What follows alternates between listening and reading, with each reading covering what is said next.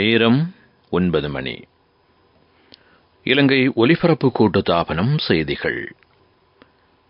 செய்தி ஆசிரியர் MC நஜிமுதீன். செய்திகள் வாசிப்பவர் உமர் லப்பை யாக்கூப். நாட்டில் மழையுடன் கூடிய வானிலை தொடரும் சாத்தியம். கங்கைகளை அண்மித்த நீரேந்து பிரதேசங்களில் வெள்ள அபாயம். சிறிய படகுகளில் கடற்தொழிலுக்கு செல்ல வேண்டாம் என்று கடற்தொழில் திணைக்களம் வேண்டுகோள். புத்தளம் மாவட்டத்தில் உள்ள சகல பாடசாலைகளுக்கும் நாளை விடுமுறை. தாய்நாட்டை பாதுகாப்பதற்கு தம்மை அர்ப்பணித்த படை வீரர்களுக்கு கௌரவம். ஜனாதிபதியின் ஆலோசனைக்கு அமைய சுரக்ஷா காப்புறுதி திட்டம் மீண்டும் ஆரம்பம். ஈரானிய ஜனாதிபதி பயன்படுத்தும் ஹெலிகாப்டர் கோளாறு காரணமாக அவசரமாக தரையிறக்கம். அவை எமது தலைப்புச் செய்திகள். இனி விரிவான செய்திகள். இலங்கையைச் சூழவுள்ள கடற்பரப்பில் நிலவும் பருவப்பேட்சைக்கு முந்திய வானிலை மேலும் விரிவடையலாம் என்று வளிமண்டலவியல் திணைக்களம் எதிர்வு கூறியிருக்கின்றது. இதன் காரணமாக மழையுடன் கூடிய வானிலை தொடரும் என்று எதிர்பார்க்கப்படுகின்றது. மேற்கு வடமேற்கு மாகாணங்களின் சில இடங்களில் 150 மில்லிமீட்டர் மழை வீழ்ச்சி பதிவாகக்கூடும். சப்ரகமு மாகாணத்திலும் காலி, மாத்தறை, கண்டி, நுவரலியா, மன்னார் மாவட்டங்களினதும் சில இடங்களில் 100 மில்லிமீட்டர் மழை வீழ்ச்சி எதிர்பார்க்கப்படுகின்றது. இதேவேளை மறு அறிவித்தல் வரை சிறிய படகுகளில் கடற்தொழிலுக்கு செல்ல வேண்டாம் என்று கடற்தொழில் திணைக்களம் கேட்டுக் கொண்டுள்ளது. வேறுவளையிலிருந்து காலி, ஹம்மாந்தோட்டை ஊடாக பொத்துவில் வரையான கடற்பரப்பில் காற்று மணிக்கு 70 கிலோமீட்டர் வேகத்தில் வீசக்கூடும்.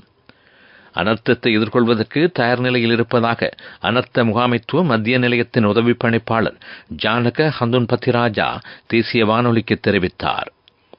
திடீரென்று அனர்த்தம் ஏற்படும் பட்சத்தில் நிவாரணம் வழங்குவது பற்றி சம்பந்தப்பட்ட பிரிவுகளுக்கு அறிவுறுத்தல் வழங்கப்பட்டுள்ளது. எச்சரிக்கை மிகுந்த மாவட்டங்களில் அனர்த்த முகாமைத்துவ நடவடிக்கைகள் துரிதப்படுத்தப்பட்டுள்ளன. அனர்த்த நிலையின் போதான தேவைக்கென்று மாவட்ட ரீதியில் நிதி ஒதுக்கீடு மேற்கொள்ளப்பட்டிருப்பதாக தேசிய அனர்த்த நிவாரண மத்திய நிலையம் தெரிவித்துள்ளது. இதேவேளை அனர்த்த நிலைமை பற்றி துரித அழைப்பு இலக்கத்தினூடாக மக்கள் அறிவிக்க முடியும். அந்த இலக்கம் 117 என்பதாகும். கொழும்பு உட்பட பகுதிகளில் மழை அதிகரித்திருப்பதனால் வீதிகளில் மரங்களின் கீழ் வாகனங்களை நிறுத்த வேண்டாம் என்று அனர்த்த முகாமைத்துவ நிலையம் கேட்டுக் கொண்டுள்ளது. உள்கிட்டிய ரஹித மகாவலி நீர்த்தேக்கத்தின் நீர்மட்டம் அதிகரித்திருக்கின்றது. இதன் காரணமாக 5 வான்கதவுகள் திறக்கப்பட்டுள்ளன. குறித்த நீர்த்தேக்கத்தின் நீரேந்து பிரதேசங்களில் வசிப்பவர்கள் எச்சரிக்கையுடன் செயற்படுமாறு கேட்டுக் கொள்ளப்பட்டுள்ளார்கள். நீர்ப்பாசன திணைக்களத்தின் கீழ் பராமரிக்கப்படும் நீர்த்தேக்கங்களின் நீர்மட்டம் 70% வரை அதிகரித்திருக்கின்றது. அத்தனகலு ஓயாவின் நீரேந்து பிரதேசங்களிலும் நீர்மட்டம் அதிகரித்துள்ளது. எதிர்வரும் சில தினங்களில் நீரேந்து பிரதேசங்களில் வெள்ளம் ஏற்படக்கூடும். அத்தனகலு ஓயா, கலுகங்கை, நில்வலா கங்கை, பெந்தர, களனி கங்கை உள்ளிட்ட நீரேந்து பிரதேசங்களில் இவ்வாறு வெள்ளம் ஏற்படலாம். இதன் காரணமாக குறித்த பிரதேசங்களில் வசிக்கும் மக்கள் அவதானத்துடன் செயற்பட வேண்டும் என்று கேட்டுக் கொள்ளப்பட்டுள்ளார்கள். ஜின்கங்கையின் நீர்மட்டம் அதிகரித்து வருவதாக காலி ஜின்கங்கை நீர்ப்பாசன பொறியாளர் அலுவலகம் அறிவித்திருக்கின்றது. மழையுடனான வானிலை தொடர்வதனால் ஏற்படும் அனர்த்தங்கள் குறித்து மக்கள் மிகுந்த கவனம் செலுத்தி எச்சரிக்கையுடன் செயற்படுமாறும் வேண்டுகோள் விடுக்கப்பட்டுள்ளது. வெள்ளவாய பிரதான வீதியின் மணித்தகுல்ல பிரதேசத்தின் போக்குவரத்து இன்றிரவு 8 மணியிலிருந்து நாளை காலை 6 மணி வரை இடைநிறுத்தம் செய்யப்பட்டுள்ளது. குறித்த வீதியில் மண்மேடு சரிந்து வீழ்ந்ததனால் இந்த நடவடிக்கை மேற்கொள்ளப்பட்டுள்ளது. மணித்தகுல்ல பிரதேசத்தில் வசிக்கும் 13 குடும்பங்கள் அங்கிருந்து வெளியேற்றப்பட்டுள்ளன. சீரற்ற வானிலையால் புத்தளம் மாவட்டத்தில் மிகுந்த பாதிப்பு ஏற்பட்டிருக்கின்றது. அதிகளவான மழை வீழ்ச்சியும் புத்தளத்தில் பதிவாகியிருக்கின்றது. 200 மில்லிமீட்டருக்கும் அதிகமான மழை வீழ்ச்சி அங்கு பதிவாகியிருக்கின்றது. கடும் காற்று மற்றும் வெள்ளத்தினால் புத்தளம் மாவட்டத்தில் 19,000க்கும் மேற்பட்டவர்கள் பாதிக்கப்பட்டிருக்கின்றார்கள். கருவலஸ்கவ, மாதம்பே, மககும்பு கடவல, முந்தல், புத்தளம், சிலாபம், ஆராய்ச்சி கட்டுவ பிரதேச மக்களே அதிகளவில் பாதிக்கப்பட்டிருக்கின்றார்கள். அவர்களுக்கான நிவாரண வேலைத்திட்டம் தற்போதைக்கு ஆரம்பிக்கப்பட்டிருப்பதாக மாவட்ட செயலாளர் MSP ஹேரத் தெரிவித்திருக்கின்றார். பாதிக்கப்பட்டுள்ள மக்களுக்கென்று 4 நலன்புரி நிலையங்கள் அமைக்கப்பட்டிருக்கின்றன. புத்தளம் மாவட்டத்தில் உள்ள சகல பாடசாலைகளுக்கும் நாளை விடுமுறை வழங்கப்பட்டுள்ளதாக வடமேல் மாகாண ஆளுநர் அலுவலகம் தெரிவித்திருக்கின்றது. இதேவேளை நாட்டின் சில பிரதேசங்களுக்கு மண் சரிவு அபாய எச்சரிக்கை விடுக்கப்பட்டுள்ளது. கொழும்பு, பதுளை, ரத்தினபுரி, களுத்துறை, கண்டி, காலி, கம்பஹா, கேகாலை, நுவரெலியா ஆகிய மாவட்டங்களின் சில பிரதேச செயலக பிரிவுகளுக்கே இந்த எச்சரிக்கை விடுக்கப்பட்டிருப்பதாக தேசிய கட்டிட ஆராய்ச்சி நிறுவனம் அறிவித்திருக்கின்றது. தாய்நாட்டை பாதுகாப்பதற்கு அர்ப்பணித்த படை வீரர்களை கௌரவிக்கும் தேசிய படை வீரர் தின நிகழ்வு பிரதமர் தினேஷ் குணவர்தன தலைமையில் இன்று மாலை இடம்பெற்றது. பாராளுமன்ற மைதானத்தில் அமையப்பெற்றுள்ள படை வீரர் நினைவிடத்தில் இந்த நிகழ்வு இடம்பெற்றது. முன்னாள் ஜனாதிபதி மஹிந்த ராஜபக்ச, சபாநாயகர் மஹிந்த யாப அபிவர்தன, படைப்பிரிவைச் சேர்ந்த அதிகாரிகள் உட்பட படை வீரர்களின் குடும்ப உறுப்பினர்களும் இதில் பங்கேற்றார்கள். நீங்கள் கேட்டுக்கொண்டிருப்பது இலங்கை ஒலிபரப்பு கூட்டுத்தாபனத்தின் செய்திகள்.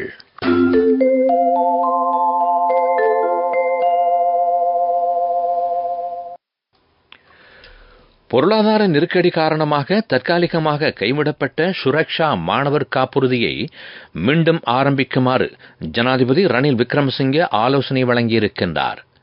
இதன்படி நாடளாவிய ரீதியிலுள்ள பாடசாலை மாணவர்கள் பயனடைந்துள்ளார்கள். அடுத்த மாதம் முதல் வாரத்தில் இந்த வேலை திட்டம் ஆரம்பிக்கப்படும். இது பற்றிய பிரேரணைக்கு அமைச்சரவை அனுமதி வழங்கியிருக்கின்றது. சுரக்ஷா மாணவர் காப்புறுதி 2017 ஆண்டில் தற்போதைய ஜனாதிபதி ரணில் விக்ரமசிங்கே பிரதமராக பதவி வகித்த காலப்பகுதியில் ஆரம்பிக்கப்பட்டது. இந்த காப்புறுதி திட்டத்திற்காக இம்முறை வரவு செலவு திட்டத்தில் 200 கோடி ரூபாய் ஒதுக்கப்பட்டுள்ளது. 45 லட்சம் மாணவர்கள் இதன் மூலம் பயனடைகின்றார்கள். நுவரெலியா சீதா எலிய ஸ்ரீ சீதையம்மன் ஆலய மகா கும்பாபிஷேக நிகழ்வு இன்று இடம்பெற்றது. பாராளுமன்ற உறுப்பினரும் ஆலய தலைவருமான வேலுசாமி ராதாகிருஷ்ணன் தலைமையில் நடைபெற்ற இந்த நிகழ்வில் வாழும் கலை அமைப்பின் நிறுவனரும் சமாதான தூதுவருமான ஸ்ரீ ஸ்ரீ ரவிசங்கர் குருஜி பங்கேற்றார். இதேவேளை பாராளுமன்ற உறுப்பினர்கள் உட்பட பெருந்திரளானோர் இதில் கலந்து கொண்டார்கள்.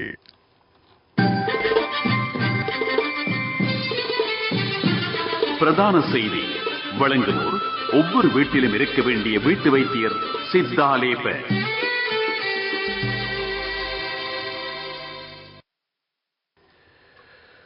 அரச நிதி முகாமைத்துவ சட்டம் மூலம் எதிர்வரும் 22ஆம் தேதி பாராளுமன்றத்தில் சமர்ப்பிக்கப்படும் என்று நிதி ராஜாங்க அமைச்சர் ரஞ்சித் சியம்பலாபிட்டிய தெரிவித்துள்ளார்.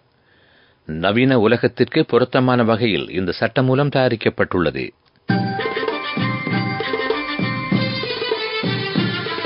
பிரதான செய்தி வழங்கியோர் ஒவ்வொரு வீட்டிலும் இருக்க வேண்டிய வீட்டு வைத்தியர் சித்தாலேப. உங்கள் கவனத்திற்கு. அனுராதபுரம் மாவட்டத்தில் ஒரு வகை தோல் நோய் பரவும் அபாயம் ஏற்பட்டிருக்கின்றது. இந்த நோயின் ஆரம்ப நிலையில் உரிய வகையில் சிகிச்சை அளிக்காத விடத்து விளைவுகள் மோசமடையும் என்று எச்சரிக்கை விடுக்கப்பட்டுள்ளது. அனுராதபுரம் போதனா வைத்தியசாலையில் நாளொன்றுக்கு சுமார் 25 நோயாளர்கள் குறித்த நோக்கி சிகிச்சை பெற்று வருகின்றார்கள் என்பது தெரியவந்துள்ளது. இதுகுறித்து மக்கள் கவனம் செலுத்துமாறு கேட்கப்பட்டுள்ளார்கள். உலகச் செய்திகள்.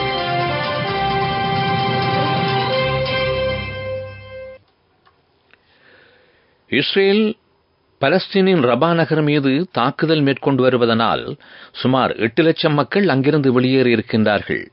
அமெரிக்கா உட்பட மேற்கத்திய நாடுகளின் எதிர்ப்பை மீறி இஸ்ரேல் தொடர்ந்தும் தாக்குதல் நடத்தி வருகின்றது. ரபா நகருக்கு மேலும் படைகள் அனுப்பப்படும் என்று இஸ்ரேல் பிரதமர் பெஞ்சமின் நெட்டன்யாகு தெரிவித்திருக்கின்றார். இஸ்ரேலின் தாக்குதலினால் பலஸ்தீனில் 35,000க்கு மேற்பட்டவர்கள் உயிரிழந்திருக்கின்றார்கள். இதில் அதிகளவான சிறுவர்கள் அடங்குவதாக மனித உரிமைகள் அமைப்பு கவலை தெரிவித்துள்ளன. ஈரானிய ஜனாதிபதி பயணம் செய்வதற்கு பயன்படுத்தும் ஹெலிகாப்டர் கோளாறு காரணமாக அவசரமாக தரையிறக்கப்பட்டுள்ளது. ஈரானிய ஜனாதிபதி ஈரானின் கிழக்கு அசர்பைஜான் பிராந்தியத்துக்கு பயணம் செய்து கொண்டிருந்தார். அவருடன் ஈரானின் வெளிவிவகார அமைச்சரும் பயணம் செய்ததாக சர்வதேச ஊடகங்கள் தெரிவித்துள்ளன. அபிவிருத்தி செய்திகள்.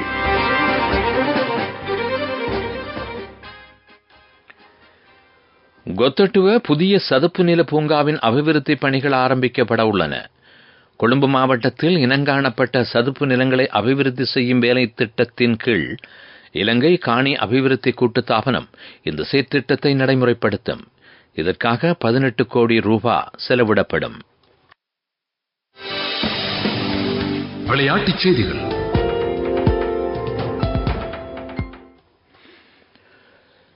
இந்தியன் பிரீமியர் லீக் கிரிக்கெட் சுற்றுத் தொடரின் 70வது போட்டி மழை காரணமாக தாமதமாகியுள்ளது. ராஜஸ்தான் ராயல்ஸ் மற்றும் கொல்கத்தா நைட் ரைடர்ஸ் அணிகள் இந்த போட்டியில் மோதுகின்றன. குவாத்தி மைதானத்தில் இந்த போட்டி இடம்பெறுகின்றது. வர்த்தக செய்தி அனுசரணை. பட்டதாரியாகும் போது, திருமணத்தின் போது, குழந்தை பிறப்பின் போது மற்றும் 25வது திருமண ஆண்டு நிறைவின் போது 50,000 ரூபாய் வரை விசேட அனுகூலங்கள். மாதாந்தம் 12,500 ரூபாய் வீதம் சேமித்திடும் ஸ்ரீ சேவிங்ஸ் சாம்பியன்களுக்கு மேலும் பணப்பரிசுகள். இலங்கை மத்திய வங்கி வெளியிட்டிருக்கும் நாணய மாற்று வீதத்தின்படி அமெரிக்க டாலர் ஒன்றின் கொள்விலை 295 ரூபாய் 80 விற்பனை விலை 305 ரூபாய் 15 ஆகும். யூரோ ஒன்றின் கொள்விலை 319 ரூபாய் 48 விற்பனை விலை 333 ரூபாய் 5 ஆகும். பட்டதாரியாகும் போது, திருமணத்தின் போது, குழந்தை பிறப்பின் போது மற்றும் 25வது திருமண ஆண்டு நிறைவின் போது 50,000 ரூபாய் வரை விசேட அனுகூலங்கள். மாதாந்தம் 12,500 ரூபாய் வீதம் சேமித்திடும் ஸ்ரீ சேவிங்ஸ் சாம்பியன்களுக்கு மேலும் பணப்பரிசுகள். பொருளாதார செய்திகள். காலி லபதுவ பிரதேசத்தில் தேன்பாணி உற்பத்தி அதிகரிக்கும் வேலை திட்டம் ஒன்று முன்னெடுக்கப்பட உள்ளது. இதன்படி தொழில்துறையில் ஈடுபட்டிருப்பவர்களுக்கு தேன் உற்பத்தி தொடர்பான பயிற்சி வழங்கப்படும். இதன் மூலம் மக்களின் வாழ்வாதாரத்தை மேம்படுத்துவது இதன் பிரதான நோக்கமாகும். காலநிலை அறிக்கை.